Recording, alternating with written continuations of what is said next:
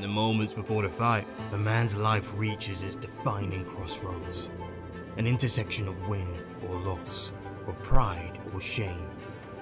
Every step, every breath carries the weight of a lifetime. The anticipation builds, nerves on edge as he faces his own fears and doubts. This is a culmination of all his efforts and sacrifices. In these decisive moments, the man taps into his inner warrior. The echoes of the crowd chanting his name, offering their support and inspiring his determination. As the bell tolls, he steps into the arena, ready to etch his name into history. It's in these moments that he finds the clarity to shed his insecurities and embrace this inner warrior. A storm of emotions raging within him can only be harnessed by his bravery to the task. Win or lose, these moments are a testament to the fighter's spirit. It's not about how hard you fall, it's about whether you can get back up again. Overcoming is not a choice, it's a lifestyle. In the ring and outside. In these moments before the fight, you have to be about it.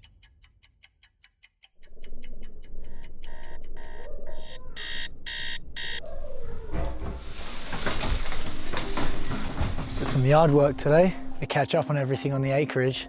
It's always busy and never-ending projects and a lot to keep up on, so gotta get that done today.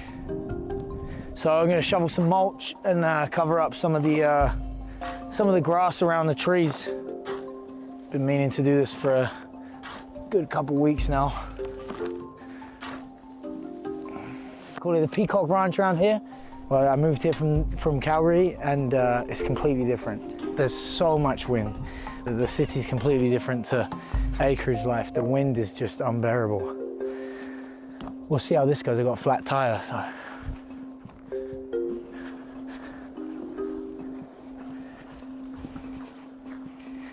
My wife fell pregnant in the year that I was playing for a team called Newcastle United, and we got promotion to the Premier League in that year. So all through the season, the promotion season, she's getting bigger and Jake was kicking. It seemed like he was kicking every ball on the field as we were getting closer to promotion. She went into labour. It was very difficult labour, 48 hours. And he was actually, it was epidural, forceps delivery, and he was born with a cord wrapped around his neck, poor kid. And all we wanted to do is it a boy or a girl? Boy or a girl? Saw it was a boy, and then he cried and he put his arms out to the side and we saw his right hand was missing. So we met at university. I came in actually for the second semester, so he had already been at the school. We were on the same dorm. So I think it was like my first night getting to know everyone, and we actually went out for ice cream with a bunch of people, and I saw him. It's like one of those, like, you see them in the corner of your eye and they just like catch your attention. So I was kind of just like keeping an eye on him all night because I found him attractive.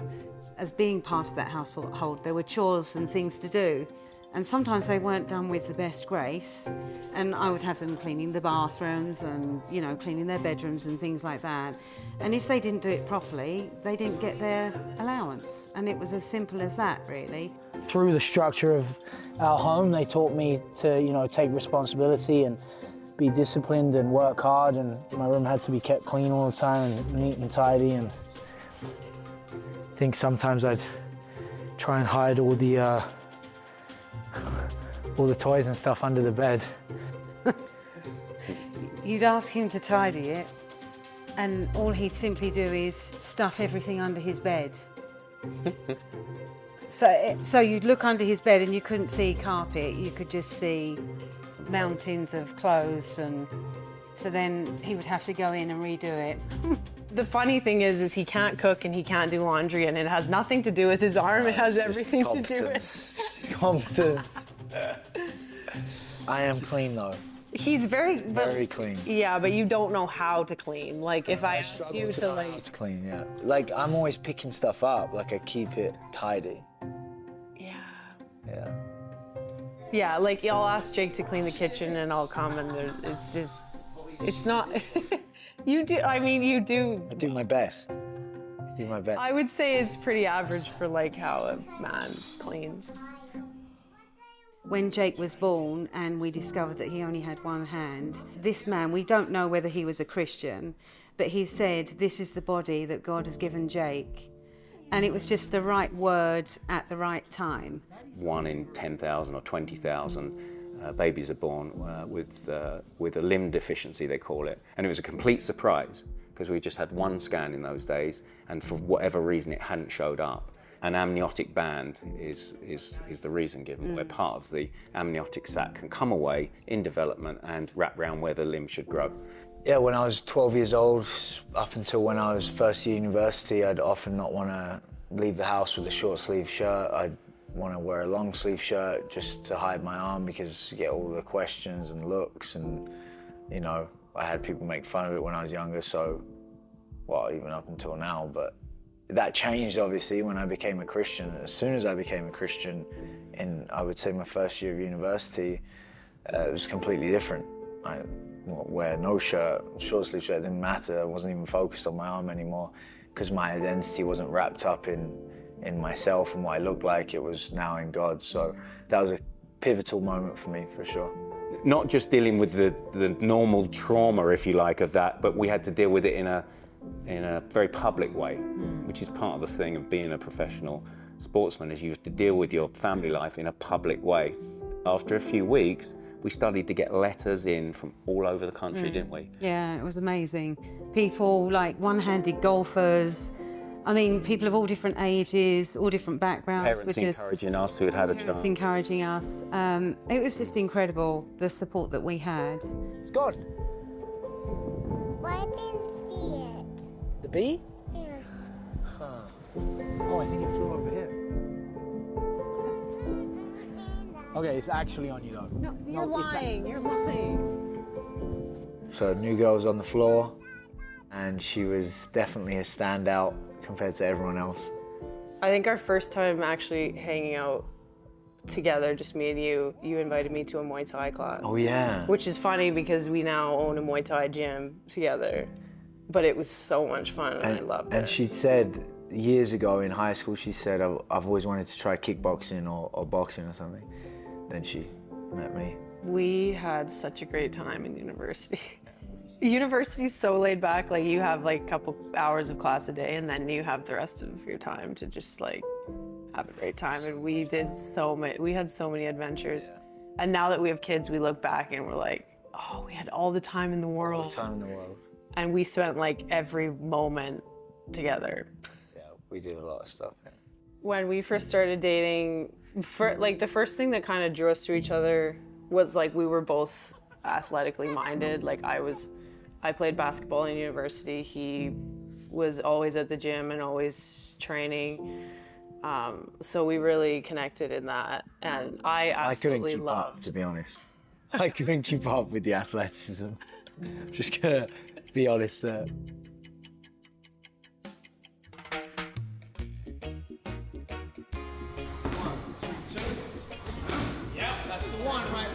Just got a little private session with 2 of my clients, and we're going to be running through some drills, working some reaction stuff, some counters, and some pad work. It's going to be a fun session.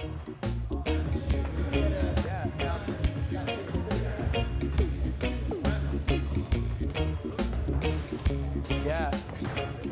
Good, John. Good. Well, Jake, as a child, you'd have to say very physical. From being really young, even as a baby, you know, he's lifting his head, he scaled his cot, his crib, and he landed the other side when he was 10 months. And he had an affinity for nature. He loved the outdoors, he loved animals. But we would go on vacation and he would catch lizards. I was always obsessed with animals, I loved them. And when I moved out to Canada, it was potentially like, I wanted to be like a park ranger or something of the sorts. Now bear in mind he's got one hand. He would go after these lizards and he would catch things like lizards and butterflies and delicate creatures like that, and yet he wouldn't hurt them.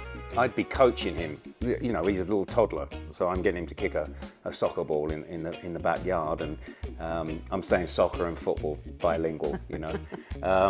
And he's doing all of that, and then the next moment he's in the bushes and he's messing around with the insects and the animals. He'd be playing football with me in the yard, and I'd just get distracted and run over and like catch a frog or something. Now I live on an acreage, and I just picked up another dog yesterday, a big one. So we got 4 dogs, 4 cats. We had 3 pigs. Get my dog voice on camera. Bruce, Brucey, come here. Okay, come here. There we go. You like that? You like that?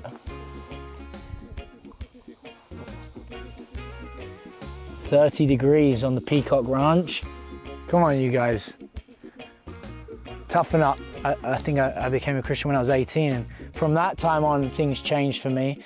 But before that, I struggled with my identity, like who I was. So I looked to fighting when I got older, like to define me, and I would be like Jake the fighter, right? But by the time I was 18, 19, I was really taking my identity from it. And you know, if I was doing well in the sport, you know, I was feeling good, and I started to take my identity from, you know, who I was as a fighter rather than who I was, you know, as a child of God.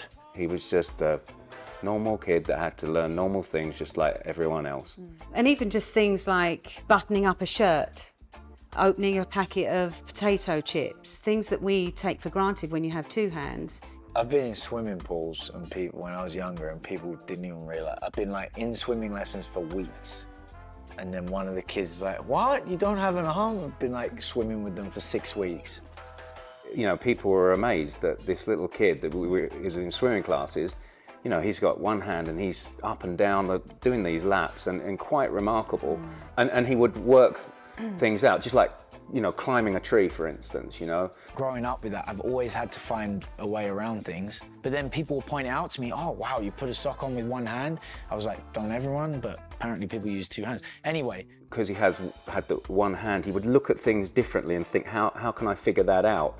And he would just get up to the top of climbing frames and trees, and we would be, it gave us a heart attack a few times, I think, as parents. I think one of the things that we learned as parents is that for Jake, whereas with maybe a 2-handed child, you'd be able to teach them to tie their shoelaces. We didn't know what it was like, obviously, to only have one hand. So a lot of the time, I mean, you taught him to tie his shoelaces, didn't you? But it was almost like you kind of led the way, but he had to then work out the next steps for himself, because we didn't know, like using a can opener. You think, right, okay, how do you use a can opener with like one hand? But that helped him think outside the box, which is what he does now. He thinks outside the box. He can approach problems from different angles. He had to figure out how to do everyday, ordinary things for himself. I've had to be creative even before I was in martial arts. Just creative tying my shoes even. And I bring that into the ring. I bring character into the ring. I bring unconventional techniques and combinations, and stuff people don't think I could pull off, I pull off. You see someone with one hand and like you don't know what they're capable of and what they're not.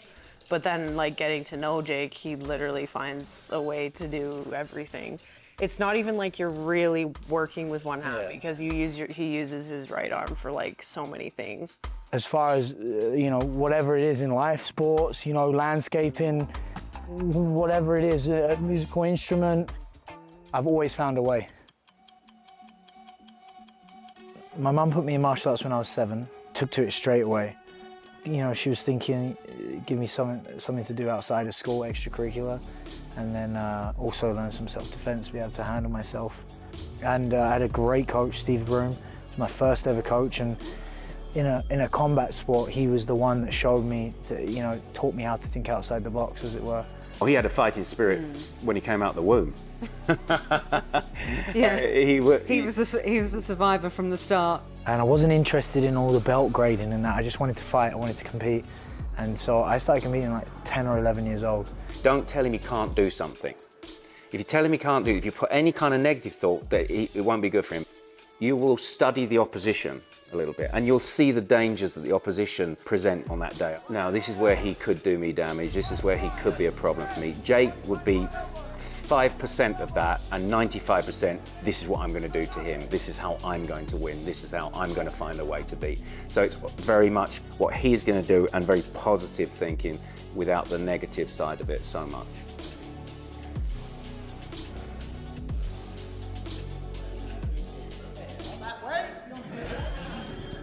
I had to design like a chain and a strap that hooks around the back of my arm, and the chain comes down here, and I can attach it to weights, and then I can do any conventional weightlifting, any kind of pull motion I can do. Any kind of push motion I can already do, but any kind of pull motion I need something to grab on, so I use the chain to do that.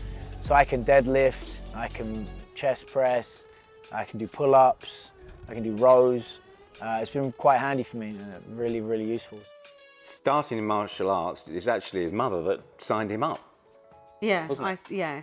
I think we wanted Jake to have a sense of what he could do in terms of physicality, but also defensively, like about, you never want to get involved in a fight, but you want to be able to defend yourself if necessary. When I transitioned from sport karate, which was touch contact very fast, transitioned from that to Kyokushin karate because I wanted something more. And pretty much the idea of it is to break the will down of the opponent. So it gets you really tough mentally, physically.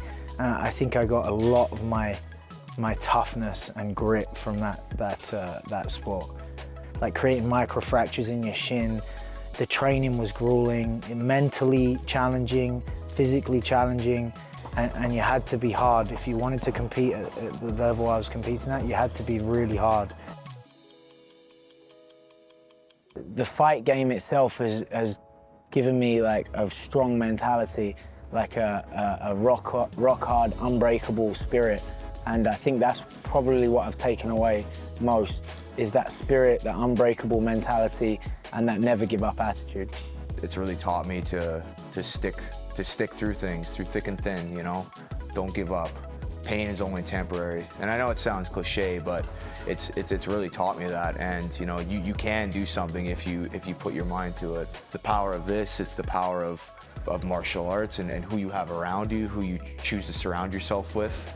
Things I've taken away from it are just endless amount of life lessons: discipline, courage, bravery, perseverance, structure, routine, professionalism. I've taken away a lot from it. I started in karate and we're jumping around, doing spin kicks and all sorts of fun stuff. And that's probably why I took such a liking to it, because I just run around like throwing Power Ranger moves in the air. Yeah. I think that would be it, for sure. And Jake would have been about 7 then. And it wasn't too long before the coach saw that Jake had this eye of the tiger. Very much with martial arts, it's actually about self-control. Being able to control yourself and having yourself and your temper under control. Kyokushin is about, it's not points, it's about breaking the will of the other fighter, right? Through pain. A lot of leg kicks, no pads, full shin. When I was taking Muay Thai a little more seriously and I was training and I was told like I had some potential in that, I immediately wanted to make it my career. My dad was a professional athlete, my granddad was a professional athlete. They were both footballers, but I'd seen them make a career as a professional athlete, and so I was like, oh, I'd love to do that. And Muay Thai is different. You got to love the sport, and I think that's why you get some real dogs in Muay Thai, because people just want to scrap and people love to fight and they love the art behind it, and it creates great fights. It creates great personalities. Right, you get a lot of guys that show up, even big guys, think they're going to be karate fighters, and they don't last long. They go home, the next morning they wake up, they have a hard time walking, and they don't come back. When that kid rolled into the dojo, he was about 130 pounds, but he was fast, he was quick. His old man Gavin used those quick God-given legs to kick balls in the Premier League, and his son uses that gift to kick people in the face. It's enjoyable to watch, with a slight bit of nerves, like, when you're watching there, but it's always entertaining, I think, with Jake. I think he's always an entertainer in the ring. Gives people value for money. I think he senses that as well. He wants people to feel like they've come for a good evening and they've been entertained in the sport and with the art of the sport. I have lots of fans now around the world, and having their support, it means a lot to me. So when I go out there and I'm fighting, I'm not gonna, just get by and win. I'm going out there to put on a great show and put on a good performance, and then, you know, give back to all the people that have supported me from the beginning. And I think now that he's married and that he's a father, he's that bit older, and he has his own business. You think about, you know, what if he gets injured? But I actually love to watch him fight. It's a beautiful thing to watch. You know, some people just think, oh, it's just pugilistic and it's just kind of barbaric. But there is a certain beauty to watching it. I never want to miss a fight. I'm having like children and it's making it hard to go to fights, but I told him, like, if I have to like haul 5 kids to your fight to watch you fight, I'll do it, because I absolutely love it. Guys don't get paid to fight. They fight because they want to fight, right? And they want to test themselves. That's what's great about Kyokushin. And Jake really competes for the art of the sport as well. He's an artist in there. There's people that have the persona of being like super egotistical and like rude and cocky, and I like to bring in humor and entertainment. And at the end of the day, I have nothing but respect for my opponents. Every single opponent that I've fought, nothing but respect, no bad blood, you know. But I do like to, you know, poke fun or like have a laugh. There's something about like his personality, you put the spotlight on him and like you give him an audience and it just like brings out so many different colors of Jake, and everyone loves it and it's great to see. Yeah. There's some dull personalities in the fight game. You can put that in. I don't really get nervous. Like, people ask me, oh, are you scared like Jake's gonna get hurt, or don't you just hate seeing him in there? And I don't. I absolutely love it. And Throw me to the wolves, you would. Today, I've got my private client here, and we are going to be working a few different skills, some pad work. We'll be doing some drills, a little bit of boxing mixed with kickboxing, and finish off with some strength stuff. He works so hard and puts himself through the fire on a regular basis that the fight is, 9 to 15 minutes of his life. And I think he's had enough other life things happen that 9 to 15 minutes for him, I don't think is anywhere near as scary as some of the other things that he's had to experience and will likely continue to experience. God has blessed me with 1.5 arms, and it's forced me to create this mentality of be about it, don't talk about it. Whatever you want to do in life. And I always said that in my pro career, I might win and I might lose, and I'm going to be content either way. My whole philosophy is be about it, right? That's mentality. And this sport, it's like 80-90% mental. As a professional athlete as well, you got to be disciplined.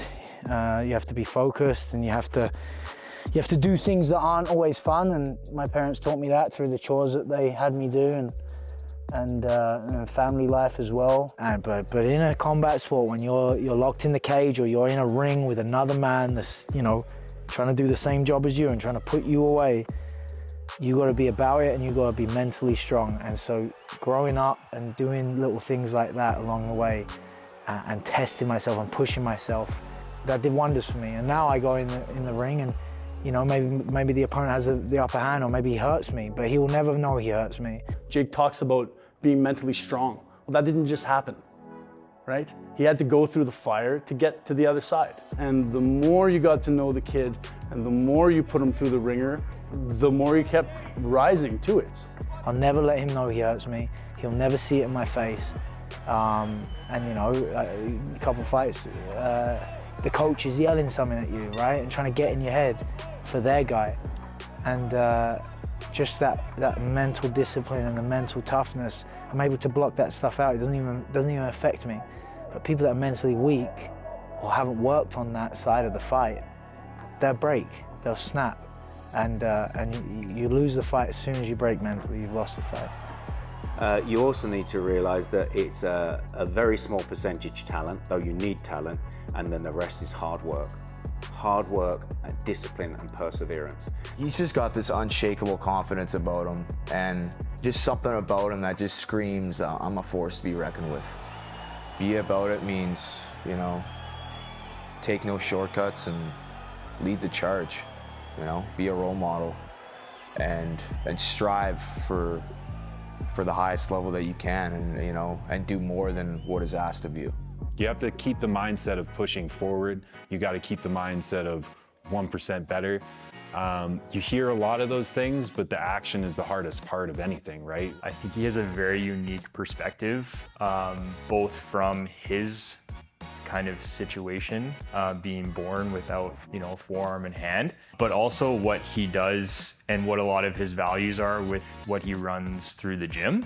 There's lots of things that I think I don't necessarily know that he's intentional about, that he just like naturally does. Like whatever it is, you know, you have to be committed to a goal and pushing towards that goal, disciplined to reach each step to get there, and at the end of the day, no excuses. And if you have that kind of mentality and that attitude, I think you'll achieve whatever you want to achieve in whatever field you're in.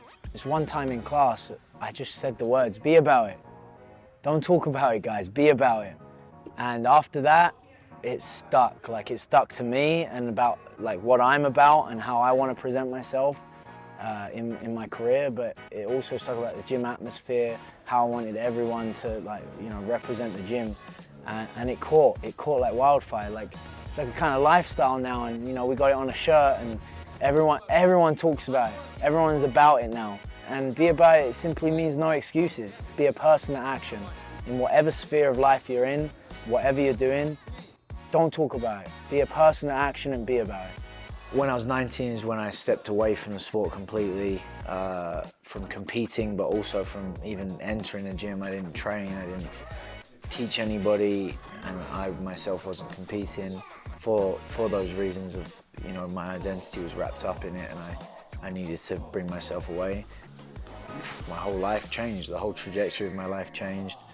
So what I did was, I said that I'm gonna just take a step away from the sport, and at the time I decided to never, you know, come back to it and never fight again. And during that period of time, I actually grew the most. I became a Christian. I understood that, you know, I was taking my identity from who I was as a fighter and who people saw me as an athlete and winning fights with one hand. So I took my identity from that, and that gave me a sense of temporary security and self-belief and all of that. But when I took a step away from it, I found my true identity in God, and that changed everything. My confidence changed, how I viewed myself changed, how I viewed the rest of the world changed. So it was a very pivotal decision for me and pivotal moment in my life. I have one loss in my pro career, so I'm 12-1 currently. I think I'm 12-1, am I 11-1 or 12-1? Sorry. It's because I always envision the next one, right? Hold on, I just gotta double check. See, what I do, yeah, is I write down on my phone. No, I write down, I'll show you. This is legendary, yeah, 12-1. Oh, sorry, I'm 11-1. So I write down the keys to 12-1. Road to one championship finals, and then I'll write down everything that I need to do to win that fight. Yeah. So in my head, I'm already 12-1, and so I live by that, and I actually think that I'm 12-1, and that's why I keep winning, because of belief like that.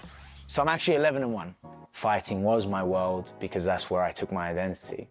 Right now, fighting's not my world. I don't take my identity from that, so it can be rocky waters and I'm good.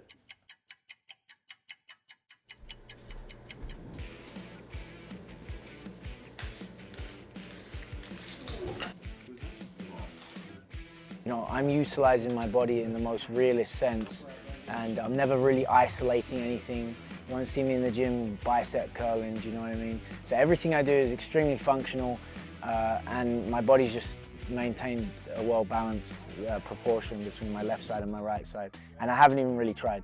I just make sure I'm doing everything functionally and sport-specific to hit someone as hard as I can and as fast as I can, and we end up like this. Recovery for somebody like Jake or somebody that's competing at a professional level, a lot of the time does come down to pain management and being able to continue to do things and continue to train because they're ultimately working towards whatever that overarching goal is. given that somebody only has use of their left hand, day to day, 100% of that load and that movement variability is put on that one side of their body. When you get hit with that nub, it's like getting hit with the butt end of a baseball bat. Okay, that thing has got no give, right? It's not like a fist that's got small bones and there's a bit of give there, right? That thing is hard, okay? And it's pointy and it hurts, especially when you get it in the ribs. We've done weighted exercises where he'll grab his cuff and his chain, and I need to triple the weight on his right side to his left because he's just developed that side in such a unique way. His ability to create torque through that right side is significantly higher than it is on his left. Everyone has something to say about how I should fight, or whether it's an advantage, disadvantage, having, you know, half of my right arm. At the end of the day, I never even think about it being a disadvantage or an advantage. I just go in there and I do my thing. I think a lot of people are surprised when they get in there with him, because the game plan for most people is I'm going to circle to his rights and I'm going to try to clinch with him. And it isn't until you feel what he's able to generate and produce on that right side that I think you realize that's maybe not the best idea in the world. Maybe some opponents think it's a disadvantage, then I kick him in the head. Tell me that now. Some people say it's probably an advantage because he's like tricky in the clinch, it's hard to clinch him. I'm missing half of my arm. I don't know how that's an advantage, you know what I mean? And the recovery side of things is not only to compete, but also to be able to function as a dad and a husband and all of these other things. So that again is where that recovery piece becomes really, really important. Recovery after a fight isn't too bad. Like, I'm banged up and bruised, but it's during fight camp when I'm pushing my body, and I'm training really hard, then I'll get tweaks and I'll get, you know, pulls and strains and such. So, you know, I train 6 days on, 1 day off, but if I need to take another day of rest, it's extremely important. And obviously staying on top of that with my physio Chase, that's huge. If I have issues that need to be worked out, he's like a magician that clicks his fingers and they're gone. My perception of Jake, I obviously spend a lot of time with him leading up to the fight, and it's interesting that you can see how his demeanor changes week to week as the fight gets closer and closer, and how his body changes week to week and closer to the fight. For somebody who fights for a living, he is an absolute baby when he's on the table. When I have him in the clinic, I try to go to wherever there's the least amount of people because it sounds like I'm torturing him the whole time and I'm barely doing anything to him. I got my driver's license the day after a fight. I broke my nose and had, I think, 1 black eye, and I had to get my driver's license. So I had a black eye on my driver's license for, I don't know, 3-4 years. We're going out there to put on a piece of art on display, really. It's the art of 8 limbs, the art of 7 limbs for me. And we're out there to paint a nice picture. And it's controlled, right? It's controlled aggression and controlled violence, really. The concussions in football are like way more than, I don't know the stats, but they're way more than Muay Thai. You know, you won't come across many people in Muay Thai with crazy history of concussions. I've not had any from fighting. I had one from walking into a lamppost. That's the hit. Well, today we're at the Sandman Hotel just doing a weight check. We're going to make sure that we're not over 10% of the weight that we cut. I made weight no problem. Yesterday I was working the weight off, weighed in at 145. Today I'm weighing in at 156. By the time the fight comes, I'll be about 158. So we're all good, ready to go. Later today, the show's on. As an outsider, you think that 2 people are just going in there and just like trying to kill each other. And there's so much preparation, so much training, so much technique that goes into it. It's such a controlled sport. Like, the danger part of it isn't what people think it is, because it's much more controlled. I also think that people don't realize that this sport is a ton of fun, and Jake's opponent wants to be in there just as much as Jake wants to be in there. And like, I know it's a violent sport, but people have like the best time of their life in the ring. Yeah, otherwise they wouldn't keep doing it.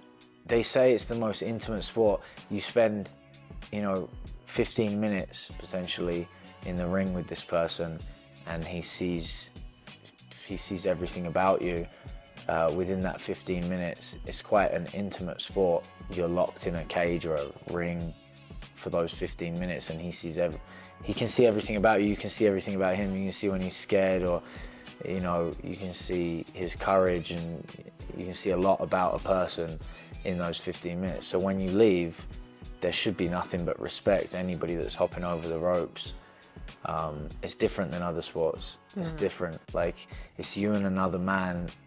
There's just a lot of respect. So I've always been very close with everyone I've fought.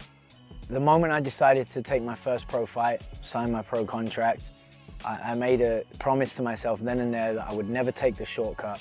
I would never take the easy road.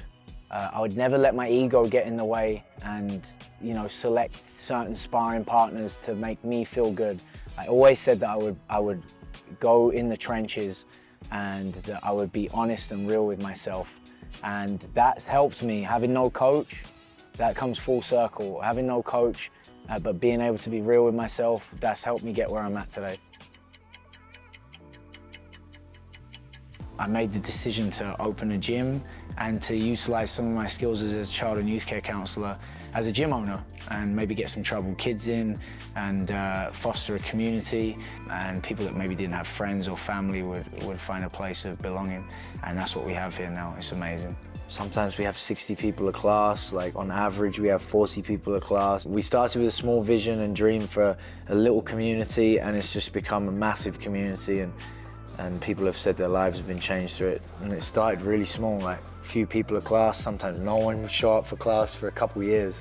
Like getting one person or no people come to class, that's a bit of a kick in the groin, and it's a little rough to deal with and manage, but I don't know, me and my wife stayed focused on the goal, knew that we could trust God with the outcome, whether the gym made it or didn't. It's discouraging when 1 or 2 people show up to class and you're like, well, this Yeah, that was the worst. Yeah. It almost like hits you like your ego, because you see all these gyms that are like packed and you're starting off this tiny little gym with like a couple members. I'm like the logistics of the business and you're like the face. It would still operate, it just wouldn't be legal. Our whole like purpose behind the gym is to help you achieve that goal, but also go a little bit further as well. We're not just gonna take you to the goal that you have. We're gonna like try to inspire you inside the ring and outside the ring in general life to reach your goal and to go a little bit further. And that's the kind of philosophy, mentality we live by. Most fighters, they would have their professional career, and at the end of it, when they've made a name for themselves, they'd open up a gym.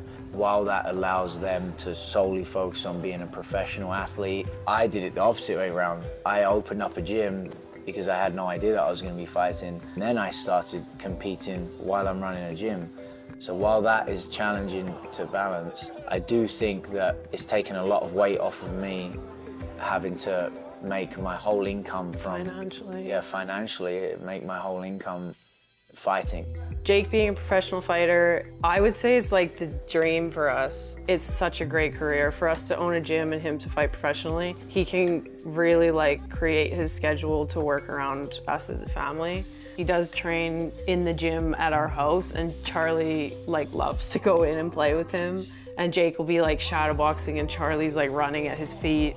Jake has always been the type to just like care for people. He has this like big heart for people, especially people that he sees who might be hurting or going through a difficult situation. I think because of Jake's background and his history. People just think of intelligence as being book smart and getting degrees and PhDs and all of that. He can do a certain amount of that, but he has an intelligence where he understands how life works and how people work. He's always been very intuitive. Perceptive. And perceptive with other people. Yeah. If you need a kick in the butt and if you're like dragging your feet and if you're not reaching your full potential, he'll tell you. He's got an incredible talent when it comes to measuring distance. He pictures things and frames things in a way that other people can't see. Whether they're regular members or they're competitive fighters, amateur or professional, I always tell them, you know, don't be afraid to lose in the gym. This is where you should lose, because you're trying new things and you're developing, you're working on things, you're putting yourself in positions that you're not actually the best at to get better overall. Better to lose in the gym than to lose in the ring, where it actually costs. It costs you a record, it costs you money, it costs you your health, right? Mixed martial arts is a lifestyle, and it was a lifestyle that made sense to me from a young age because I always saw life itself as a fight. You come to a fight prepared, you come to life prepared. It's almost like if you frame life the same way that you frame a fight, when you get to the hard things in life, it's that much easier to handle. He wanted everyone to work hard, to listen and to have fun. And another sort of underlying thing he wanted for people was to be happy. Rules of the gym are burpees or leg kicks if you're late, push-ups with no swear, no music with swears. They've just created this like really unique environment of everybody's welcome as long as you're willing to train hard. If you are late, you might have to take some leg kicks from Jake. And trust me, you don't want to take leg kicks from him. You're not just there for yourself, you're there to help someone else get better as well. And I think those elements combined actually make it a family feel. We're always trying to get better 1% each day.